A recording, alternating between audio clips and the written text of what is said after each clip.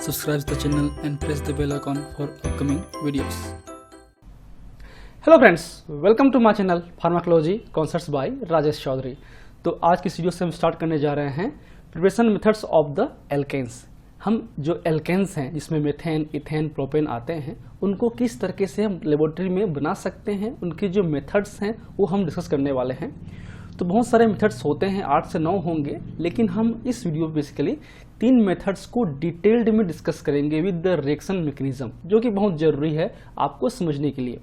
आप चाहे एनसीईआरटी की बुक हो या फिर आपके जो जनरल बेसिक केमिस्ट्री की बुक हो, बहल एंड बहल की बुक हो, आप रेफर कर सकते हैं, चाहे आप किसी भी स्ट्रीम के हो, चाहे फार्मेसी के हों, 11-12 के हों, चाहे आप बेसिक केमिस्ट्री के हों, सबके लिए वीडियो कॉमन है। तो इस वीडियो में हम बात करेंगे बेसिकली हाइड्रोजनेशन रिएक्शंस के बारे में, रिडक्शन ऑफ एल्किल हैलाइड्स के बारे में एंड वुड्स रिएक्शंस के बारे में, जो कि बहुत ही इंपॉर्टेंट रिएक्शंस हैं। तो जो भी नेम रिएक्शंस होंगे, तो मेरा रिकमेंडेशन है कि नेम रिएक्शंस के लिए आप एक अलग कॉपी बना लीजिए और नेम रिएक्शंस को नेम और उनके जो बेसिक रिएक्शंस हैं उसको आप जरूर नोट कीजिए अलग से, ताकि वो, क्योंकि जो कॉम्पिटिटिव एग्जाम्स हैं, चाहे नीट हो, आपके जीपेट हो, गेट हो या नेट हो, सब में इसी टाइप के क्वेश्चंस पूछते हैं। So, if you want to watch my previous videos regarding the organic chemistry, you can check the description box below for the link. So, let's discuss about the topic. So, alkanes. तो basically alkanes एक तरीके से hydrocarbons हैं। अब hydrocarbons क्या है? तो ऐसे कंपाउंड्स, ऐसे ऑर्गेनिक कंपाउंड्स जो बेसिकली हाइड्रोजन और कार्बन से ही मिलकर बना होता है, जिसमें आते हैं आपके एल्केन्स, जो कि एक तरीके से सैचुरेटेड कंपाउंड्स हैं। उसके अलावा एल्कीन्स, एल्काइंस, ठीक है, इसके अलावा एरोमेटिक कंपाउंड्स भी आते हैं। तो हम बात करेंगे एल्केन्स के बारे में। तो alkanes is simplest saturated hydrocarbons made of the carbon and hydrogen only with the CC bond and CH covalent bond. तो बेसिकली इसमें आपके CC बॉन्ड होते हैं और CH बॉन्ड होते हैं, ठीक है, और एक सिंपलेस्ट हाइड्रोकार्बन्स हैं। And these are also called as a paraffins. इसे हम पैराफिन्स भी बोलते हैं। आपने लेबोरेटरी में अगर फार्मेसी के जोड़ देखे होंगे, पैराफिन लिक्विड्स, पैराफिन वैक्स, है ना, तो ये सब आपको इजीली मिल जाता है। जो हमारा ब्यूटेन तक है, आपके जो मीथेन, इथेन, प्रोपेन, ब्यूटेन हैं, एक तरीके से गैसियस नेचर के होते हैं। उसके अलावा बाकी जो हैं पेंटेन से या C5 से C17 तक एक तरीके से हमारा क्या है, लिक्विड नेचर का होता है। फिर जो हायर एल्केन्स हैं वो हमारा वैक्स नेचर का होता है, ठीक है। अब पैराफिन्स क्यों बोलते हैं? पैरा मतलब होता है अवे और लिटिल, हम पैरम बोलते हैं। इसके अलावा एफिन्स मतलब होता है little affinity. So these are the less reactive और लेस एफिनिटी, क्योंकि बहुत ही स्टेबल स्ट्रक्चर होते हैं, इनकी वैलेंसी प्रॉपर्ली होती है, सारे कोवैलेंट बॉन्ड से बने होते हैं या सिग्मा बॉन्ड से बने होते हैं, जो कि स्ट्रांग होता है। तो इसलिए इनकी रिएक्टिविटी बाकी अदर हाइड्रोकार्बन्स के कंपेयर पे, जैसे कि बात करें एल्काइंस की हो या एल्किन्स की हो, उसके कंपेयर में एल्केन्स की रिएक्टिविटी बहुत ही कम होती है, याद रखिए। तो रिएक्टिविटी की बात करें, अगर हम उसको लिखेंगे रिएक्टिविटी को, है ना, सबसे फास्ट क्या होती है आपकी एल्काइंस की होती है, देन एल्कीन की होती है, देन एल्केन की होती है। ये बहुत जरूरी जानना, आगे बहुत काम आने वाला है, क्योंकि इनकी स्ट्रक्चर बहुत ही स्टेबल होते हैं, ठीक है। इनमें स्टेरिक हिंड्रेंस बहुत ज़्यादा होता है, इनमें स्टेरिक हिंड्रेंस कम होता है। उसके अलावा इसमें आपके क्या होते हैं, इसमें आपके इस तरीके से होते हैं ना, इसमें आपके 2 पाई बॉन्ड होते हैं। पाई बॉन्ड एक तरीके से सिग्मा बॉन्ड के कंपेयर पे वीक बॉन्ड है, इजिली ब्रेक हो सकते हैं। इसमें आपके C डबल बॉन्ड C होते हैं, जो कि 1 पाई बॉन्ड होता है, जबकि इसमें CC केवल सिग्मा बॉन्ड बना होता है। इसमें 2 पाई और 1 सिग्मा, इसमें 1 पाई और 1 सिग्मा, इसमें केवल 1 सिग्मा बना होता है। तो इसलिए ये आपके इजिली ब्रेकेबल हो सकते हैं, इजिली ये रिएक्टिव हो सकते हैं। बात करें जनरल फार्मूला की एल्केन्स के, तो एल्केन्स का जो फार्मूला होता है CnH2n+2, जहाँ पे n क्या है 1 2 3। अगर suppose n is equal to 1, तो क्या होगा Cn मतलब C1 और H2n मतलब क्या होगा H2n+2। तो 2 × 1 2 + 2 4, तो ये हो गया CH4, तो हो गया हमारे पास मेथेन बन गया। ये हो गया मेथेन। फार्मूला क्या होता है मेथेन का, इस तरीके से होता है। अगर n की वैल्यू 2 हुई तो क्या होगा, Cn कहाँ लिखेंगे 2 लिखेंगे, तो H2n मतलब 2 × 2 + 2 2 to 4 + 2 6 हो गया, C2H6। ये हो गया हमारा एथेन। तो ये कॉमनली है, आप जानते ही होंगे। तो इस तरीके से हमारा क्या है, सीरीज बनता है, एक होमोलोगस सीरीज बनता है जिसमें आपके एग्जैक्ट जो है डिफरेंस कितना होगा, CH2 का डिफरेंस होगा, है ना। डिफरेंस कितना होगा, CH2 का डिफरेंस होगा। एक कार्बन और 2 हाइड्रोजन अपने आप बढ़ते जाएंगे इस पूरे सीरीज में, ठीक है। तो methane, ethane, propane, butane, pentane, ये सब आपको पता है, ये आपके होते हैं होमोलोगस सीरीज आपके एल्केन्स में। चलिए आते हैं मेन टॉपिक पे, एल्केन्स के मेथड ऑफ प्रिपरेशन, ठीक है, method of preparation of the alkanes. अब ये जिस टॉपिक में हम केवल बात करेंगे 3 रिएक्शंस के बारे में। चाहे तो बुक में केवल 2 पेज लिखा होगा, आप चाहे तो 10 मिनट में भी खत्म कर सकते हैं, चाहे तो आप 2 घंटे या 3 घंटे के लेक्चर में खत्म कर सकते हैं, ये आपके ऊपर है। एज ए टीचर मेरा मानना यह है कि हमें जो भी टॉपिक्स हैं उनको डिटेल्ड में कवर करना चाहिए। मतलब we should uncover the all topics, not cover the topics. हमको सिलेबस को कवर नहीं करना है, हमको सिलेबस को कवर करते करते साथ में जो टॉपिक्स हैं उनकी डिटेल्स को अनकवर करना है, ताकि वो आपके लिए हेल्पफुल होगा। जब आप पढ़ रहे होते हैं तो आपके मन में सारे क्वेश्चंस आने चाहिए। क्वेश्चंस आप अगर मन में आ रहे हैं तो आपको कुछ चीज़ समझ में आ रहा है। केवल जनरल पढ़ने से आपको केवल याद रखेंगे, केवल आप रिमेंबर करेंगे, ठीक है, जो कि बाद में भूल सकते हैं। लेकिन जब उसको कॉन्सेप्चुअली समझेंगे डिटेल्ड में तो आपके लिए हेल्पफुल होगा, ठीक है। इसलिए आप डिटेल पढ़िए। इन पूरे रिएक्शंस के बाद जो 8-9 रिएक्शंस होंगे उनको हम डिटेल में पढ़ेंगे। उसके बाद लास्ट में एक शॉर्ट वीडियो भी बना देंगे इसका, जो कि 10 मिनट में होगा, और सारे रिएक्शंस को हम लोग कवर कर लेंगे दोबारा, ठीक है। चलिए, तो फर्स्ट जो मेथड है हम बनाएंगे फ्रॉम अनसैचुरेटेड हाइड्रोकार्बन से, जो कि एल्कीन्स और एल्काइंस से होते हैं। अब जो हाइड्रोकार्बन सीरीज है ना, बहुत ही इंपॉर्टेंट इसलिए भी होता है क्योंकि जितने भी हम रिएक्शंस पढ़ने वाले हैं ना इस पे, चाहे उनके केमिकल प्रॉपर्टीज पे हो, चाहे उनके मेथड ऑफ प्रिपरेशंस पे हो, वो आगे जाके भी काम आएगा। जैसे कि हम बात कर रहे हैं इस पे, आपके एल्कीन्स या एल्काइन से बनाएंगे एल्केन, तो जाहिर से बात है हमारा एल्केन्स का ये मेथड ऑफ प्रिपरेशन है, जबकि एल्काइंस और एल्किन का ये केमिकल रिएक्शंस हैं। तो किसी के केमिकल रिएक्शंस किसी की प्रॉपर्टी भी हो सकती है ना। अगर हम एल्डिहाइड से एल्केन बना रहे हैं तो ये एल्केन के लिए प्रिपरेशन मेथड्स हैं, लेकिन एल्डिहाइड के लिए क्या है, केमिकल रिएक्शंस हैं। तो एक साथ जब आप पढ़ेंगे हाइड्रोकार्बन सीरीज को अच्छी तरीके से, तो बाकी जो एल्डिहाइड, कीटोन, एसिड, एमीन, ये सब आपको इजीली समझ में आ जाएगा या इजी आपको होगा पढ़ने में, ठीक है। तो इसलिए हाइड्रोकार्बन सीरीज को आप डिटेल में पढ़िए। चलिए अब आते हैं हम लोग टॉपिक पे। तो फ्रॉम द हाइड्रोकार्बन्स, खासकर अनसैचुरेटेड, इसमें आते हैं एल्कीन एंड एल्काइंस। अब देखिए सिंपल कैसे बनता है। सपोज हमारे पास एल्कीन है, जो जनरल फॉर्मूला क्या होता है, RCH डबल बॉन्ड CH+H2, ठीक है। अब समझिए बात को। अब इसमें हम लोग जो है, जो कैटलिस्ट हैं, हम एज ए निकिल के अलावा हम लोग जो हैं प्लेटिनम और पैलेडियम भी यूज कर सकते हैं। तो इसके जगह पे हम लोग प्लेटिनम और पैलेडियम भी यूज कर सकते हैं। और ये जो है रूम टेम्परेचर पे भी होता है। निकिल के लिए आपको हाई टेम्परेचर की जरूरत पड़ती है, बट इसके लिए आपको रूम टेम्परेचर भी काम हो जाता है, लेकिन मोस्ट प्रिफरेबल आपका निकिल है, इसलिए हम निकिल को ही पढ़ते हैं बुक वगैरह में। तो सिंपल है, यहाँ पे आपका H जो है ऐड हो जाएंगे। इसमें एक H जो सिग्मा बॉन्ड, ये पाई बॉन्ड है, ये आपको ब्रेक होगा, और इसमें एक H, इसमें एक H जो कि जुड़ जाएंगे। इस तरीके से तो हो गया सिंपल। जो बॉन्ड है उसको आप बॉन्ड को हटा दीजिए, और जो भी हाइड्रोजन अनबैलेंस उसको बैलेंस कर लीजिए, तो RCH2 CH3 कर लीजिए, तो हो गया एल्केन। सेम एल्काइन की बात करें तो इसमें जाहिर सी बात चलेगा, आपको 2 हाइड्रोजन चलेगा, इसमें ऐड होगा, एक इस पे और इस पे, एक यहाँ पे ऐड होगा और एक यहाँ पे ऐड होगा, इस तरीके से। बट इसमें आपका यहाँ पे 2 और यहाँ पे 2, तो इसलिए आपको 4 हाइड्रोजन की जरूरत पड़ेगी, जो होगा 2H2 रिएक्शन बैलेंस करने के लिए।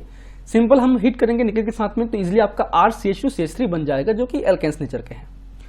अब ये सिंपल मेथड्स हैं आपके हाइड्रोजनेशन का। अब ये बेसिकली होता है 1 स्टेप में होता है, बट इसके लिए चाहिए 2 step. Step number 1 then second, ठीक है।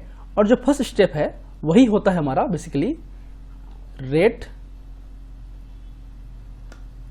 लिमिटिंग और डिटरमाइनिंग स्टेप।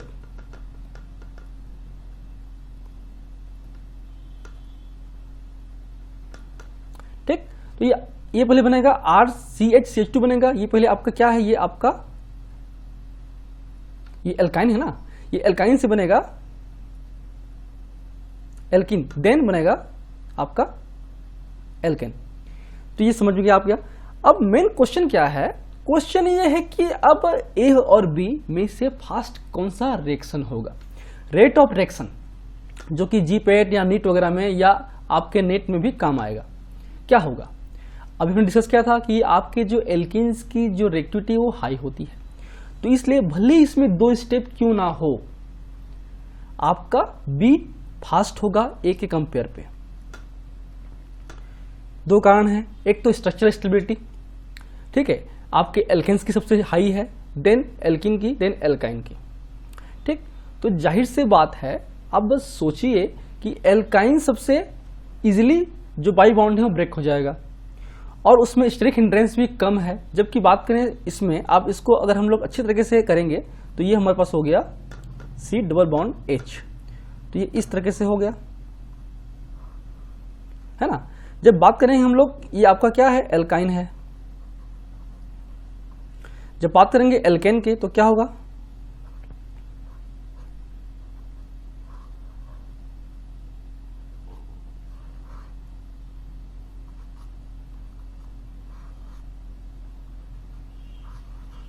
इस तरीके से होगा आपका एल्किन। तो कारण क्या है, स्टेरिक हिंड्रेंस। स्टेरिक हिंड्रेंस इसमें अधिक है, इसमें जो आपके इस 3 डायमेंशनल स्पेस में ना स्टेरिक हिंड्रेंस बल्कि ग्रुप में जुड़ा है अगल बगल में, तो आपका जो हाइड्रोजन एटम है जो जुड़ने वाला है वो इजिली नहीं जुड़ पाएगा, इसलिए आपके इसमें रिएक्टिविटी स्लो होती है।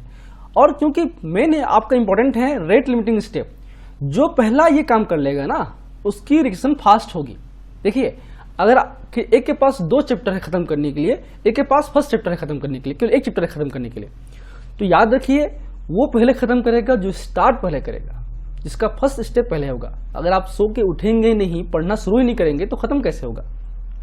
कोई आदमी सुबह 6 बजे उठ के पढ़ रहा है, कोई आदमी बस एक ही चैप्टर करके 8 बजे 9 बजे उठ रहा है, तो जाहिर सी बात है 6 बजे उठ के पढ़ने वाले को तो पहले खत्म हो जाएगा ना।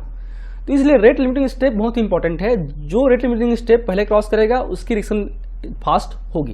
तो इसलिए ये फास्ट होता है, ये स्लो होता है as compare to the B, ठीक है। अब आते हैं इसके इंपॉर्टेंट पॉइंट्स के बारे में।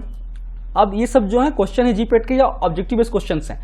अब ये जो है इसको हम कैटालिटिक हाइड्रोजनेशन रिएक्शंस भी बोलते हैं, और क्योंकि इसमें हाइड्रोजन एटम ऐड हो रहा है, रिड्यूस्ड हो रहा है, इसलिए हम लोग रिडक्शन रिएक्शंस भी बोलते हैं। मेनली हम ये बोलते हैं, याद रखिए, hydrogenation reactions on the hydrocarbons. अब ये जो है रिएक्शंस को हम लोग बात करें नेम रिएक्शंस की, तो इसे हम सेंडरसन एंड सेबिटायर रिएक्शंस भी बोलते हैं। कई बुक में ये लिखा नहीं होगा, बट याद रखिए इसे हम सेंडरसन एंड सेबिटायर रिएक्शंस भी बोलते हैं, जो कि इंपॉर्टेंट है। याद रखिए ये इंपॉर्टेंट है जीपेट वगैरह के लिए। अब इसकी का खास प्रॉपर्टी ये है कि सेंडरसन एंड सेबिटायर रिएक्शंस में सीन एडिशन होता है। अब एडिशन रिएक्शंस बात करें तो बहुत सारे होते हैं, जिसमें हमारा सीन और एंटी होता है। सीन और एंटी का मतलब क्या है हम पढ़ेंगे बाद में। तो अब इसके अलावा देखिएगा, इसमें आपके एल्कीन्स हम यूज करेंगे। तो एल्कीन की बात करें जिसमें आपका मिथीन तो होता नहीं है या मिथाइन तो होता नहीं है ना।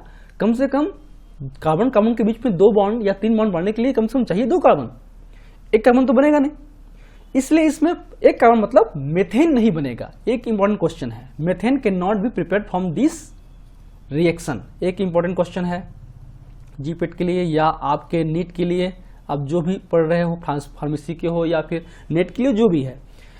उसके बाद जो कैटलिस्ट है हम यूज करते हैं निकिल या पैलेडियम या प्लेटिनम, ठीक है। इसके लिए आपको हीट की जरूरत पड़ती है 200 to 300 डिग्री पे, है ना, 200 to 300 डिग्री। लेकिन प्लेटिनम और जो पैलेडियम है वो दोनों सिंपल रूम टेम्परेचर पे भी काम करते हैं। अब आते हैं सिन एडिशन और एंटी एडिशन। सिन एडिशन याद रखिए, सिन मतलब सेम, मतलब addition on the same plane, और एक एंटी, एंटी मतलब opposite, addition on the opposite plane. अब प्लेन क्या है, सपोज ये हमारा एक हाथ है, प्लेन है, तो अब कोई जुड़ रहा है ना, तो इसी प्लेन पे अगर जुड़ रहा है 2 बॉन्ड, जो ऐसा हमारा प्लेन है हमारे पास, तो एक H यहां जुड़ा, एक H यहां जुड़ा, तो ये क्या है हमारे पास, सेम प्लेन पे है, एक ही प्लेन पे है, तो ये क्या होगा, सिन एडिशन। एंटी एडिशन मतलब अपोजिट प्लेन पे एक बॉन्ड यहां जुड़ा और एक बॉन्ड इसके जुड़ा पीछे में, या ऐसे करेंगे तो एक बॉन्ड ऊपर एक बॉन्ड इस तरफ अपोजिट प्लेन पे। जो 3 डायमेंशनल स्ट्रक्चर है, तो एक आगे तो एक पीछे, या ऊपर तो एक नीचे, है ना। तो ये आपके क्या है, अपोजिट डायरेक्शन में जब होंगे ना तो वो आपके एंटी एडिशन होते हैं। लेकिन सेंडरसन सवेटार डायरेक्शंस में हमेशा सिन एडिशन होता है। सिन एडिशन को आप ऐसे समझ सकते हैं, जहां भी खाली जगह होगा उस प्लेन पे वहां पे ऐड हो जाना, उसको बोलते हैं सिन एडिशन। क्या बोलेंगे, जहां पर भी खाली जगह है वहां पे ऐड कर देना, वो हमारा सिन एडिशन है। ठीक है, एग्जाम्पल समझते हैं, जैसे कि ये हमारे पास सपोज कोई रिंग है, तो इसमें अगर हम लोग एक ही जगह पे ऐड करेंगे H को इस तरीके से, है ना, तो वो सिन एडिशन होगा। ये क्या होगा, सिन। लेकिन अगर हम लोग एक प्लेन के डैश और वेज करते हैं ना, एक पीछे और एक आगे अगर हम लोग ऐड करेंगे तो ये हो गया एंटी एडिशन। ठीक, क्लियर है, समझ में आ गया।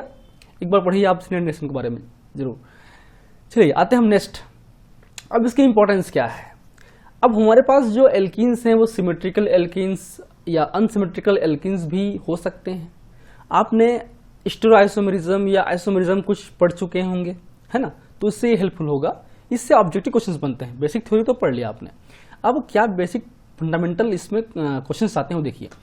अब ये आपके कुछ ये फिनाइल है ना, ये क्या है, पीएच मतलब, जो पीएच मतलब होता है फिनाइल ग्रुप, याद रखिए, है ना, जहां भी पीएच लिखेंगे ना फिनाइल ग्रुप होता है, मतलब बेंजीन रिंग, अगर नहीं पता हो तो।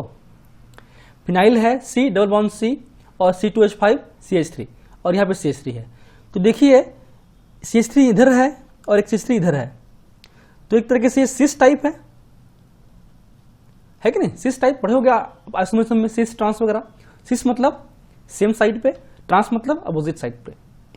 अगर हम इसमें एडिशन करेंगे तो ऐसा कर सकते हैं ना, मान लो इसको पीएच और फिनाइल को और C2H5 को ऊपर कर दीजिए और इसको दोनों एक तरफ, मतलब सी ने मतलब सी से मतलब एक ही तरफ रहेगा, तो ये हो गया इस तरफ हो गया। तो जो ऐड होगा हाइड्रोजन बॉन्ड, तो निकिल क्या है, निकिल जो प्लेटिनम या प्लेडियम क्या है, एक तरीके से एड्जॉर्बेंट है ना, एड्जॉर्बेंट है। तो वो अपने ऊपर हाइड्रोजन को आपके एड्जॉर्ब कर लेंगे और जहां पर भी जगह खाली होगा वहां पे ऐड कर देंगे। ठीक, सपोज ये हमारे पास निकिल का प्लेट है, तो इसमें आपका जो हाइड्रोजन एटम है वो आपका ऐड हो जाएगा और जहां पर भी जगह होगा ना वहां पे ऐड कर देगा। तो एक तरीके से एड्जॉर्ब करता है आपके निकिल या प्लेटिनम वगैरह। ठीक है, क्लियर। चलिए ये हो गया आपका कॉन्सेप्ट। अब यहाँ पे बन जाएगा H, एक यहाँ पे जुड़ जाएगा H, जहाँ पे खाली जगह हो वहाँ पे ऐड कर देना को बोलते हैं सिन एडिशन, या एक ही प्लेन में एडिशन करना सिन एडिशन। यहाँ पे कर, या फिर अपोजिट अगर सीस को हम इधर भी कर दें तो ये भी दोनों सीस ही है, इधर कर देंगे तो ये H, यहाँ H। अब देखिए दोनों को ध्यान से, क्या दोनों आपस में मिरर इमेज क्रिएट कर रहे हैं क्या? हाँ कर रहे हैं, मिरर इमेज तो कर रहे हैं, बिल्कुल कर रहे हैं। देखिए, और क्या दोनों रियल कार्बन है क्या? हाँ, एक अलग, ये अलग, ये अलग और ये अलग, मतलब दोनों रियल कार्बन है, मतलब दोनों ही ऑप्टिकल आइसोमर्स हैं। जिसे हम क्या बोलते हैं, enantiomer. This are the pair of enantiomer. एक डेक्स्ट्रो होगा तो एक लियो होगा, एक लियो होगा तो एक डेस्ट्रो होगा। अब कौन सा लियो कौन सा डेस्ट्रो अभी हम बात नहीं करेंगे, ये आप ऑप्टिकल आइसोमरिज्म में पढ़ेंगे, या अगर वीडियो देखना चाहते हो आप वीडियो देख सकते हैं ऑप्टिकल आइसोमरिज्म का। These are the pair of enantiomer. ठीक, इससे अगर ये अब दोनों साथ में हैं तो क्या होगा, these are the racemic mixture.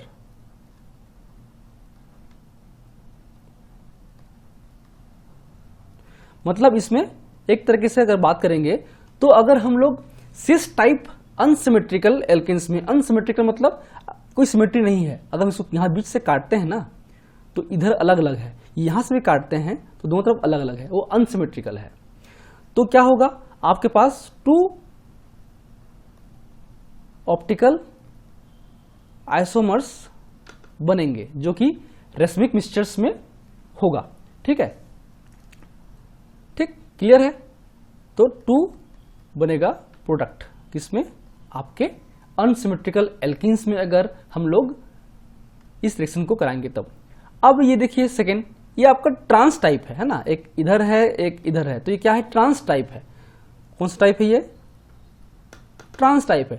Trans type में ऐड करेंगे तो क्या होगा, एक इस तरफ जुड़ेगा जो कि जगह खाली है, एक यहाँ जुड़ेगा जगह खाली है, यहाँ जोड़ दो और एक यहाँ जोड़ दो। अब देखिए क्या मिरर इमेज है, हाँ बिल्कुल है, ये भी मिरर इमेज है और ये भी किरल कार्बन है, ये भी क्या है, किरल कार्बन है ना, ये क्या है, दीज आर द काइरेल कार्बन, मतलब इसके चारों जो बॉन्ड हैं वो अलग अलग एटम से जुड़े हुए हैं, एक फिनाइल से हैं, मिथाइल से हैं, हाइड्रोजन से हैं और इस ग्रुप से है, ठीक है, सेम हर जगह पे। तो ये भी आपके ऑप्टिकल एक्टिव होंगे, ऑप्टिकल आइसोमर्स होंगे, और ये भी क्या बोलते हैं, इनको बोल सकते हैं हम लोग इनेंशियोमर्स। क्या बोलेंगे, इनेंशियोमर्स, ठीक है, जो कि अब दोनों हैं तो क्या है, ये रेसिमिक मिक्सचर। इसका मतलब क्या होगा, इसका मतलब अनसिमेट्रिकल एल्केन्स में अगर हम लोग एडिशन करेंगे तो it always give the optical isomers, two optical isomers. याद रखिए, अनसिमेट्रिक लिख लीजिए कहीं पे, unsymmetrical alkenes always give a pair of optical active isomers, that is the enantiomers in racemic mixture, ठीक है, क्लियर है। चलिए, अगर वो एल्कीन्स सिमेट्रिकल हुआ, अब देखिए सिमेट्रिकल का मतलब क्या होता है, सिमिलर टाइप के। अगर हम यहाँ से प्लेन में काट देंगे, इसको इस साइड में काटेंगे ना, यहाँ से हम इसको काट देते हैं तो सेम एग्जैक्ट इधर और इधर सेम है, सिमेट्रिकल एल्केन्स है। तो ये भी एक तरीके से सिस टाइप है। इसमें करेंगे तो क्या होगा, यहाँ बनेगा हमारे पास H, यहाँ बनेगा H, ठीक है। अब यहाँ पे देखिए, यहाँ पे एक तरीके से ऑप्टिकल जो हैं ये कंप्लीट सुपर इम्पॉसिबल है, मतलब कंप्लीट सिमेट्रिकल है। इधर करेंगे तो एक तरीके से मिरर इमेज है, यही इसी कंपाउंड में एक तरीके से बीच से काटेंगे तो एक क्रिएट होगा, मिरर इमेज क्रिएट होगा, जस्ट इसके opposite opposite opposite opposite same. इसका मतलब क्या होगा, these are the meso compound, meso compound, और ये एक तरीके से ऑप्टिकली इनेक्टिव होगा। अब बोलोगे सर आप क्या पढ़ा रहे हो, हम पढ़ रहे हैं एल्केन्स, आप पढ़ा दे रहे हो आइसोमेरिज्म। ध्यान रखिए, क्वेश्चंस ऐसे ही आते हैं ऑब्जेक्टिव बेस। तो ये ऑप्टिकली इनेक्टिव होगा, मीजो कंपाउंड्स होगा। मतलब अगर हम सिस एल्किन में सिस का करेंगे तो cis type give optically inactive compound,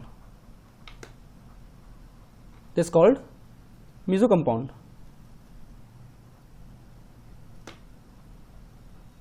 ठीक है, इसलिए बोला था कॉपी पेन रखिए, आप लिखिए उसको। ठीक, अब देखिए इस पे अगर इस ट्रांस टाइप पे करेंगे तो क्या होगा। ठीक, अब इस ट्रांस टाइप में करेंगे तो यहाँ पे एक H जुड़ेगा, यहाँ पे एक H जुड़ेगा, यहाँ पे एक H जुड़ेगा, यहाँ पे एक H जुड़ेगा। तो ये भी एक तरीके से क्या होंगे, मिरर इमेज होंगे, इनेंशियोमर होंगे, और ये ऑप्टिकल आइसोमर्स हैं, ऑप्टिकल एक्टिव है एक तरीके से। तो इसका मतलब क्या हुआ है, सिमेट्रिकल एल्केन्स में अगर हम लोग ट्रांस करेंगे तो क्या होगा, वो ऑप्टिकली एक्टिव इनेंशियोमर प्रोड्यूस करेगा। ठीक है, ये सिमेट्रिकल है, इस सिमेट्रिकल एल्केन्स को ट्रांस टाइप में कर देंगे, चेंज कर देंगे, तो आपको क्या बनेगा, आपका एक तरीके से ये हो गया हमारे पास ऑप्टिकल एक्टिव कंपाउंड्स, इनेंशियोमर। ठीक, क्लियर। तो ये आप कहीं तक था हमारा सेंडमेयर सिविटायर रिएक्शंस। आप कुछ इसके अलावा और देखिए, एक होता है बस ट्रांसफर हाइड्रोजनेशन रिएक्शंस, इसी का पार्ट है एक तरीके से। इसमें हम एथीन लेंगे और लेंगे साइक्लोहेक्सडाइन या साइक्लोहेक्सिन ले सकते हैं। तो ये ड्राइविंग फोर्स के थ्रू एरोमेटिसिटी क्रिएट करेगा, क्योंकि aromatic compound is the most stable compound. जब कोई किसी भी रिएक्शंस के थ्रू अगर एरोमेटिक कंपाउंड्स बनने की उम्मीद है तो एरोमेटिक कंपाउंड ही बनेगा, क्योंकि एरोमेटिक कंपाउंड में आपके कॉन्जुगेशन डाइन भी होते हैं, आपके रेजोनेंस भी होते हैं और एरोमेटिसिटी स्टेबिलिटी भी होती है।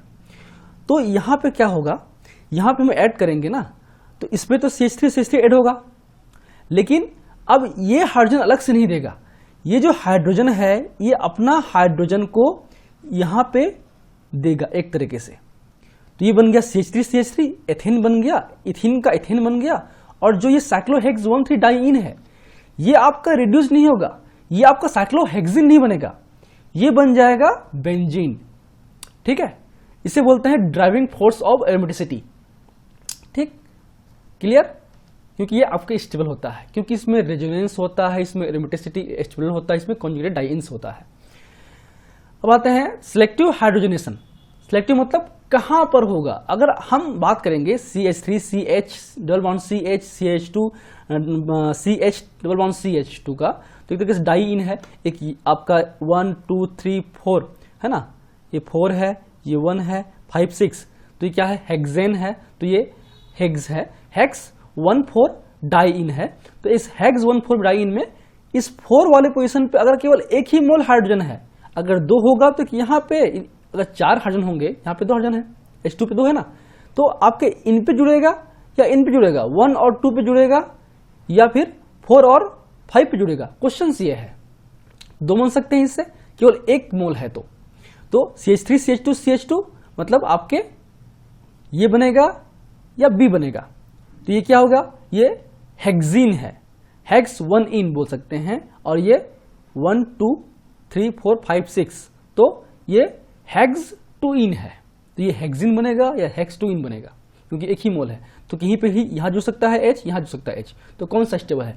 तो उसके लिए आप देखिए कि कौन सा अल्फा हाइड्रोजन जिसमें ज़्यादा पड़ेंगे।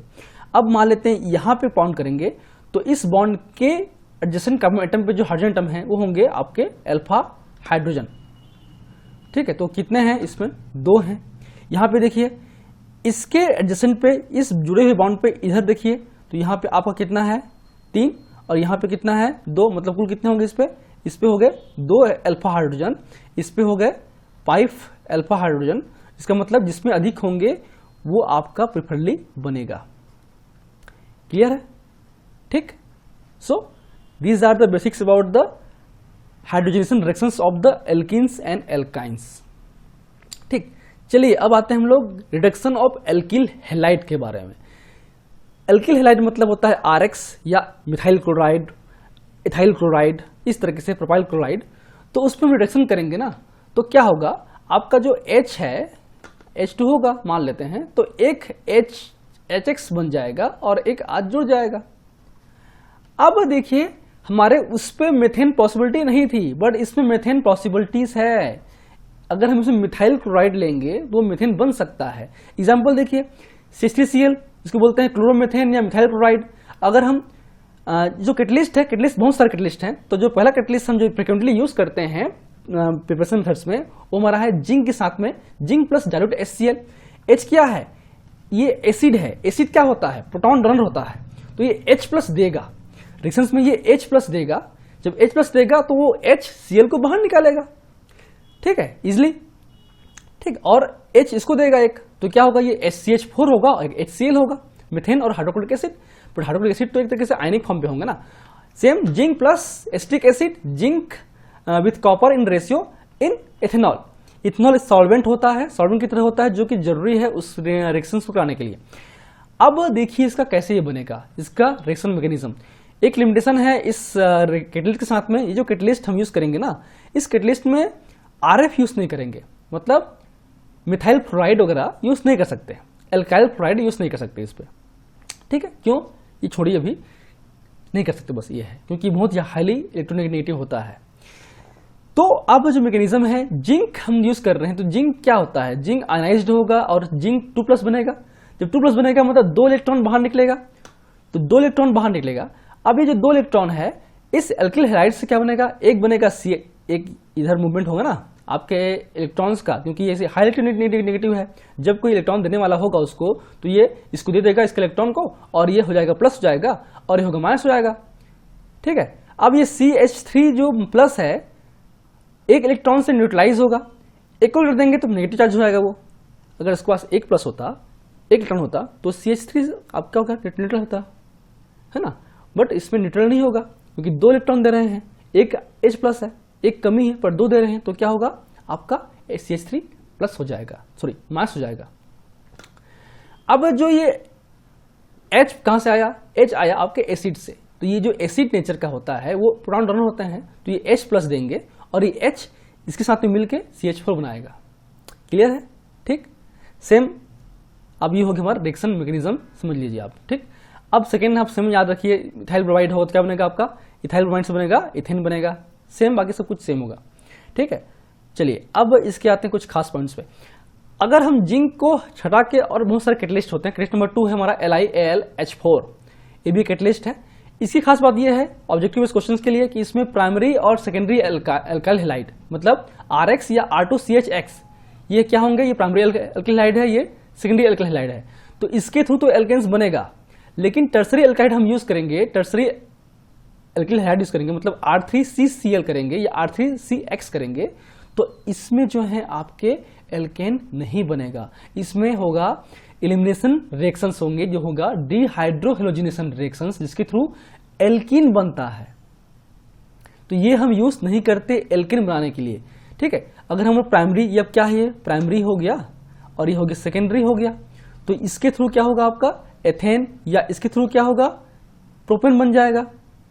ठीक है, लेकिन अगर हम लोग टर्सरी एल्किल हैलाइड यूज करेंगे, टर्सरी यूज करेंगे, तो क्या होगा, ये आपका जो एक H यहाँ का H एक Cl आपस में रिएक्ट करेंगे, आपस में ही रिएक्ट करेंगे, और इसके थ्रू जो है क्या होगा HCl बाहर निकलेगा और बन जाएगा इस पे CH3 CH2 double bond CH3, मतलब ये हो गया एक तरीके से क्या हो गया 1, ये 1 2 3, ये 1 ये 2 और 3, तो क्या हो गया 2 मिथाइल प्रोप 1 इन, 2 मिथाइल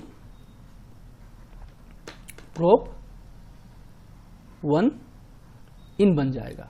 ठीक है, क्योंकि यहाँ पे एसिड तो है नहीं कि जो H प्लस दे रहा है, तो ये H इसी को यूज कर लेगा।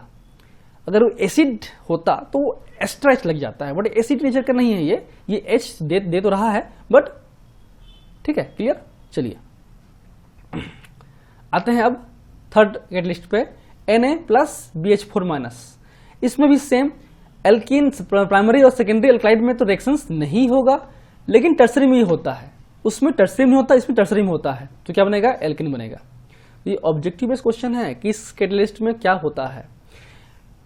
ये PH3 मतलब फिनाइल के 3 है, SN प्लस H माइनस, इसके थ्रू जो है सब में बनता है, प्राइमरी हो टर्सरी हो सेकेंडरी हो, सब में एल्केन बनेगा। रेड फास्फोरस विद HI, तो ये बहुत ही गुड रिड्यूसिंग एजेंट्स हैं, इसको हम अलग से पढ़ेंगे जब पढ़ेंगे हम लोग और रिएक्शंस वगैरह में। तो ये बहुत जितने भी कार्बोनिल कंपाउंड्स हैं ना, चाहे आपके एसिड हो या एसिटिक एसिड हो, एसिटाइल क्लोराइड हो, मतलब COH ग्रुप हो, COCl हो, CHO हो, एल्डिहाइड कीटोन, सब में यूज होने वाला रिएक्शंस हैं, और इसके थ्रू आपके ऑलमोस्ट हम एसिड से एल्कोहल, एसिड से एल्डिहाइड से एल्कोहल से आपका एल्केन भी बना सकते हैं। तो बहुत अच्छा ये आपका रिड्यूसिंग एजेंट्स हैं। ठीक है, तो इसमें आपका हम एल्किल आयोडाइड यूज करते हैं बेसिकली, क्योंकि हम इसमें HI यूज कर रहे हैं, इसलिए हम लोग एल्किल आयोडाइड ही यूज करते हैं। तो इथाइल आयोडाइड हम यूज करेंगे तो क्या होगा आपका बन जाएगा C2H6 प्लस I2। अब यहाँ पे जरूरत क्या है रेड फास्फोरस का, जो रेड फास्फोरस है ना, यहाँ से क्या होगा ये I इसके साथ ब्रेस करेगा तो I2 बन गया और H जाके जुड़ गया, हो गया C2H6। तो ये I2 है, ये वापस रिएक्शंस हो सकते हैं, रिवर्स कर सकता है, वापस इथेन और I2 मिलके C2H5I बना सकते हैं। तो उसे रोकने के लिए हम लोग यूज करते हैं रेड फास्फोरस, जो कि इस आयोडीन को कन्वर्ट करता है Pi3 पे, फास्फोरस आयोडाइड पे, ताकि वो स्टेबल हो सके और रिएक्शंस रिवर्स ना हो सके। क्लियर। चलिए अब आते हैं हम लोग थर्ड रिएक्शंस में, बहुत ही इंपॉर्टेंट रिएक्शंस है ये, बहुत ही इंपॉर्टेंट रिएक्शंस है हमारा वुड्स रिएक्शन। जो वुड्स रिएक्शंस में हम भी एल्किल हैलाइड्स का ही यूज करेंगे, क्या यूज करेंगे, एल्काइल हैलाइड्स ही यूज करने वाले हैं। अब एल्काइल हैलाइड्स में जो है हम लोग RX और यूज करेंगे Na, सोडियम मेटल यूज करेंगे, और हम यूज करेंगे dry ether as a solvent, क्योंकि जो Na है, सोडियम मेटल है, उसे मॉइस्ट कंडीशन पे नहीं रह सकते। मॉइस्ट कंडीशन पे होगा, वाटर मॉलिक्यूल होगा, मतलब उसमें रिएक्शंस होगा, और जो हाइड्रोजन सोडियम मेटल है वो आपके बहुत ज़्यादा रिएक्टिव होता है आपके वाटर पे, और वो इन्फ्लेमेबल होता है, जल सकता है ना, इसलिए हम यूज करेंगे ड्राई ईथर पे। तो ड्राई ईथर का जो ईथर है ना, उसके सॉल्वेंट जो है उस सोडियम मेटल को एक तरीके से स्टेबलाइज करता है ताकि वो रिएक्शंस कहीं और ना कर सके। तो इसमें RX + 2Na + RX, तो क्या होगा, एक तरह की सिंपल सा है, यहां से समझने के लिए है ना, ऐसा होगा नहीं। आप निकाल लीजिए 2NX निकाल लीजिए, और बचे गया R और R आप जोड़ दीजिए, तो बन गया एल्केन। अब सेम इसमें भी हम मेथेन नहीं बना सकते, क्योंकि इसमें 2 मॉलिक्यूल्स ऑफ एल्किल हैलाइड लगेगा। कितना लगेगा, 2 मॉलिक्यूल्स लगेगा, इसलिए नहीं बना सकते। एग्जाम्पल लेते हैं CH3Br, ठीक है, 2Na + CH3Br करेंगे तो क्या होगा, ये Na और ABr निकल जाएगा, NaBr बन जाएगा 2 ठो, और आपका जो CH3 और CH3 जुड़ जाएगा, हो गया आपका क्या, एथेन। जब आप एग्जाम में लिखते हैं ना, कॉपी में लिखते हैं ना, तो आप इनके नाम भी लिखिए, जैसे कि आपका ये ब्रोमोमेथेन या मिथाइल ब्रोमाइड भी बोल सकते हैं। Same 2 molecule of ethyl chloride use करेंगे तो क्या होगा, NaCl के 2 मॉलिक्यूल निकलेगा, और आपका C2H5 और C2H5 जुड़ जाएगा आपस में, तो क्या बन गया, ब्यूटेन, ये है ना 4 कार्बन एटम का ब्यूटेन। या फिर आपको करेंगे तो क्या होगा, C4H10 ही होगा ना, ये ब्यूटेन। सिंपल सा है। अब कुछ खास पॉइंट यह है इस पे, एक तो ये आपके बनता है एल्किल हैलाइड से, जहां पे 2 मॉलिक्यूल्स या 2 मोल लगते हैं। Second, increase the number of carbon chain. हम एक यूज कर रहे थे, हम एक यूज कर रहे हैं एल्किल हैलाइड का, बट यहाँ पे अगर हम लोग एक करेंगे तो 2 हो जाएगा, मतलब अगर हम मिथाइल करेंगे तो बन गया एथेन, अगर हम मिथाइल करेंगे तो बन गया ब्यूटेन। तो इसमें जो है एसेंट ऑफ चेन होता है, नंबर बढ़ते हैं, चेन का जो लेंथ है वो बढ़ता है। अब इसमें जो प्रिफरली है, हम इवन नंबर ऑफ चेन बनाते हैं, ऐसा नहीं कि ऑड नहीं बना सकते, बट बनाते नहीं हैं क्योंकि कुछ उसमें प्रैक्टिकली थोड़ी सी दिक्कत है। क्या दिक्कत है, यही इंपॉर्टेंट है जो बात करेंगे आगे। उसके अलावा sodium metal with dry ether is used to this reactions, clear है, as a reactant, not as a catalyst. ठीक, चलिए अब समझते हैं इसके बेसिक्स पॉइंट के बारे में। अब इसे क्या है, रिएक्शन मैकेनिज्म समझते हैं, कैसे रिएक्शंस होते हैं। तो 2 तरीके होते हैं, एक होता है फ्री रेडिकल मैकेनिज्म, एक होता है एनायन मैकेनिज्म। दोनों ही अलग बुक में कुछ दिया है, हम दोनों ही पढ़ा रहा हूं। अब जो मेन मेरे हिसाब से ये आपका प्रिफर्ड मैकेनिज्म होता है, ये आपका सेकंड होता है। इसमें क्या होगा, आपका जो Na मेटल है वो आपका 2Na+ बनाएगा और 2 इलेक्ट्रॉन देगा। अब क्योंकि जो RX जो हैं, या इथाइल क्लोराइड या मिथाइल क्लोराइड जो भी हम लोग यूज कर रहे हैं एल्किल हैलाइड, 2 मॉलिक्यूल्स हैं, जाहिर सी बात है। अब एक मॉलिक्यूल्स जो है, जब ये RX यहाँ से ले जाएगा तो क्या बनेगा, R+ बनेगा। अब R+ बनेगा, ये बनेगा X- बनेगा 2। अब ये जो R+ जो है इलेक्ट्रॉन लेगा, तो जाहिर सी बात है एक इलेक्ट्रॉन एक को न्यूट्रलाइज करेगा, तो 2 इलेक्ट्रॉन 2 को न्यूट्रलाइज करेगा, और क्या बनेगा, एक तरीके से ये बनाएगा रेडिकल, एल्काइल फ्री रेडिकल बनाएगा, इसलिए इसको बोलते हैं फ्री रेडिकल मैकेनिज्म। अब ये 2 R फ्री रेडिकल मतलब दोनों के पास एक एक इलेक्ट्रॉन है जो कि शेयरिंग नहीं हुआ है दोनों के पास, तो आपस में वो शेयर कर लेते हैं। इसे बोल सकते हैं इंटर मॉलिक्यूलर शेयरिंग भी बोल सकते हैं एक तरीके से। तो क्या होगा, ये बन गया RR। ठीक, इसलिए 2 मॉलिक्यूल्स हम यूज करते हैं ताकि दोनों आपस में जुड़ सकें। ठीक, अब जो बचे 2 Na बचे, ये बना 2 Na बचे, 2 X बचे, वो क्या बनेंगे, आपके NaX बनेंगे। अब ये आयंस हैं तो ये सॉल्वेंट में उसी तरह से रहेंगे, बट ये बनता है। ठीक है, अब आते हैं एनायन मैकेनिज्म। जो 2 Na है वो बनेगा 2Na+ बनेगा, 2 इलेक्ट्रॉन देगा, और इसमें से जो RX निकलेगा तो R+ और X- निकलेगा। इसमें से जो RX है, अगर एक R है तो 2 इलेक्ट्रॉन को लेके क्या बनेगा, R- बनेगा, तो R- बन गया, और इसमें से फिर बनेगा R+ और R- आपस जुड़ जाएंगे, क्या बन गया, RR। बट ये इतना एग्जैक्ट सही नहीं लगता कई बार, क्योंकि भाई वहां तो बहुत सारे मॉलिक्यूल्स होंगे ना। अब कैसे पता कि एक R+ बनेगा और एक R- बनेगा, कोई कोई इलेक्ट्रॉन इसी इलेक्ट्रॉन इसकी जो इलेक्ट्रॉन है आपके 2 इलेक्ट्रॉन या 2 इलेक्ट्रॉन है उसको एक ही वाला गेन करेगा, ये गेन नहीं करेगा, क्योंकि R+ तो ही बनेगा ना। यहाँ से क्या बनेगा, ये बनेगा आपका R+ और X- बनेगा, तो ये R+ साथ में जुड़ेगा। अब भाई जरूरी थोड़ी है, वहाँ पर बहुत सारे इलेक्ट्रॉन होंगे ना, वो भी तो R- मार सकते हैं ना। इसलिए हम बोल रहे थे कि आपका ये प्रिफर्ड मैकेनिज्म है। अब आते हैं बहुत सारे सवाल।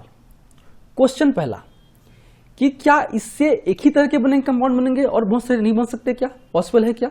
ऐसा नहीं, बहुत सारे बन सकते हैं। देखिए आपका ये बनेगा इथाइल क्लोराइड से, हम इस करेंगे बनेगा इथाइल रेडिकल बनेगा। अब ये इथाइल रेडिकल बहुत सारे बनेंगे, तो 2 इथाइल रेडिकल मिलकर बनाएंगे आपका कौन सा, C2H5 मतलब बन गया ब्यूटेन। अब 3 नहीं कर सकते ना, 2 हैं शेयर कर लिए तो खाली तो है नहीं ना कि तीसरा से कभी कर ले, तो ऐसा नहीं कि 2-2 करके जुट जाएगा, ऐसा नहीं है, बनेगा ब्यूटेन बनेगा। लेकिन मान लो उसमें 3 मोल लिए हमने, मान लो 3 मोल लिए, 3 मोल में अब 2 मोल, पहला मोल ये हो गया फर्स्ट मोल, ये हो गया सेकेंड मोल, मान लेते हैं इसको हम लोग अलग से लिखते हैं ताकि समझने के लिए। मान लो हम लोग 3 मोल लिए, इसका हमने 3 मोल लिया, तो 3 मोल में 1 ये हो गया, 2 ये हो गया और 3 ये हो गया। अब इसको फिलहाल भूल जाओ, ठीक है। तो क्या हो सकता है, ये तो बन गया ब्यूटेन बन गया, 1 बचा, तो भाई वो भी तो कुछ बनेगा ना। तो अगर वैसे बहुत सारे मॉलिक्यूल्स होंगे ना, तो उनमें जो हैं आपके बहुत ही कम होते हैं, बट होते जरूर हैं। वो होते हैं हमारा डिसप्रपोर्शनेशन रिएक्शन। क्या होता है, डिसप्रपोर्शनेशन रिएक्शन। अब सर ये क्या है, मतलब सेल्फ कंपाउंड्स के, ये जो कंपाउंड्स है ना, ये जो आपके रेडिकल्स है ना, सेल्फ ऑक्सीडेशन एंड रिडक्शन, आपस में ही एक ऑक्सीडाइज्ड होगा, एक रिड्यूस्ड होगा, एक अपना इलेक्ट्रॉन को दे देगा और एक ले लेगा, एक अपना हाइड्रोजन को दे देगा और एक ले लेगा, ऐसा समझिए।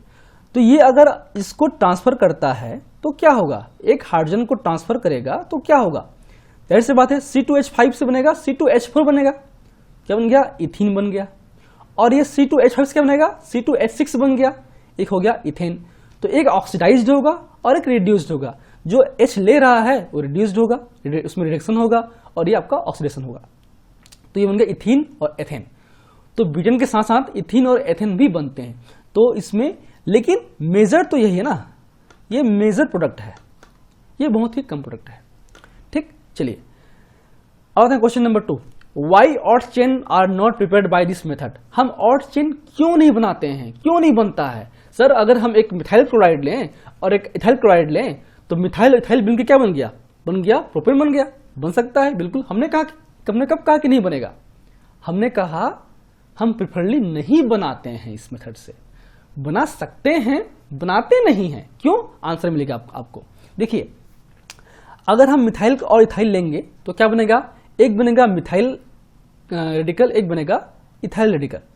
तो क्या पॉसिबिलिटीज है, क्योंकि हम तो एक एक ले रहे हैं ना, एक मॉलिक्यूल तो ले रहे हैं, एक मॉलिक्यूल ले रहे हैं, हम तो सीधा उठा लिए 2 ग्राम 3 ग्राम ऐसा करके डाल दिए उसमें, ऐसा होगा मान लो रिएक्शन करेंगे तो उसमें आपके मिथाइल रेडिकल और इथाइल रेडिकल के बहुत सारे मॉलिक्यूल्स होंगे, मोल होंगे।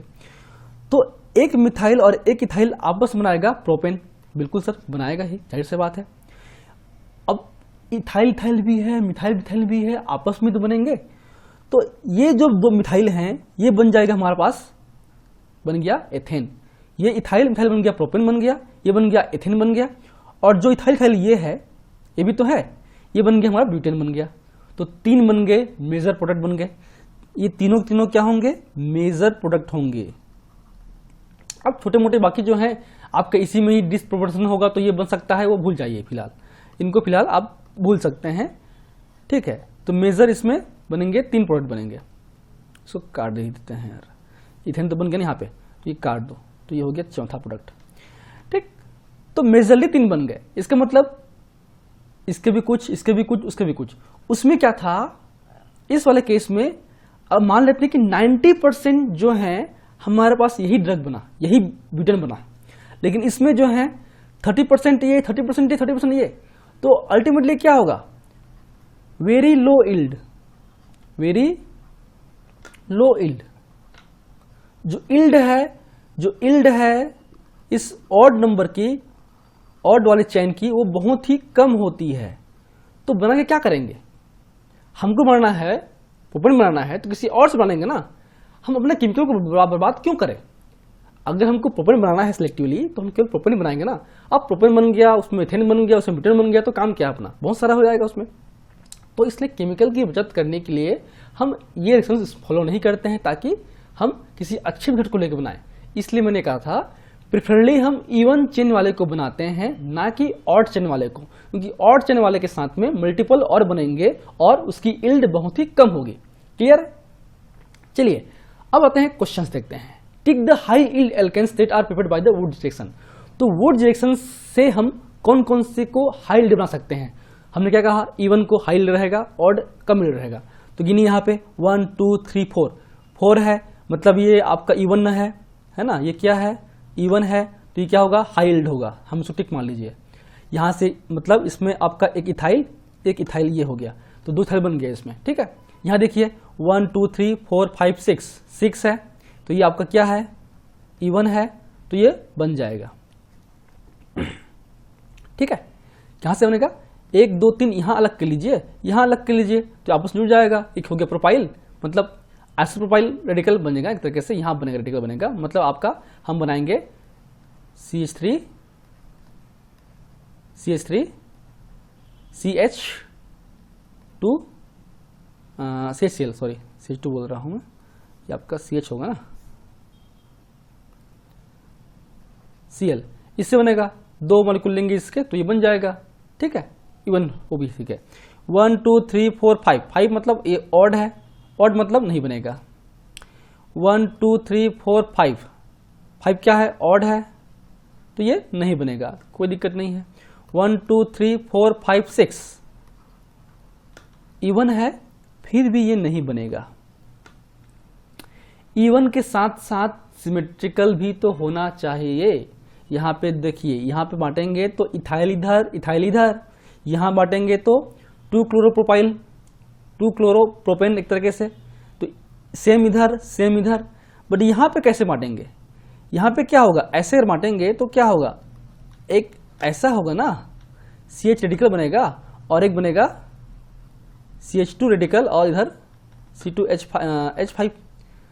तो ये तो सिमेट्रिकल नहीं हुए ना, ये अनसिमेट्रिकल है। तो ये आप क्या हैं? सिमेट्रिकल हैं।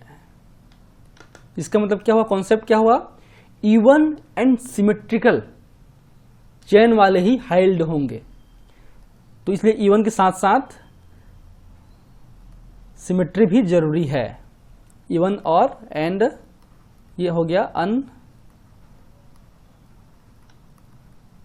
ठीक है, तो कॉन्सेप्ट आपको निकला ये कि हाइल्ड किसका होगा, तो कॉन्सेप्ट निकला ये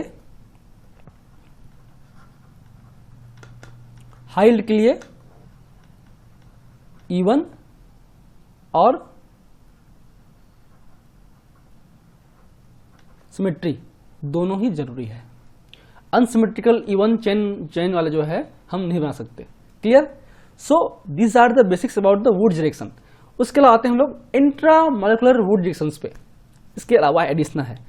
अब क्या होता है, मैंने कहा कि आपस में फ्री रेडिकल बनेंगे ना, आपस में बाइंड कर सकते हैं। तो ये हम देखिए बस क्या है, 1,5 डाइब्रोमो पेंटेन है, तो ये यहाँ से निकलेगा, कि यहाँ से निकलेगा, यहाँ बनेगा फ्री रेडिकल, यहाँ बनेगा फ्री रेडिकल, तो ये बन गया फ्री रेडिकल।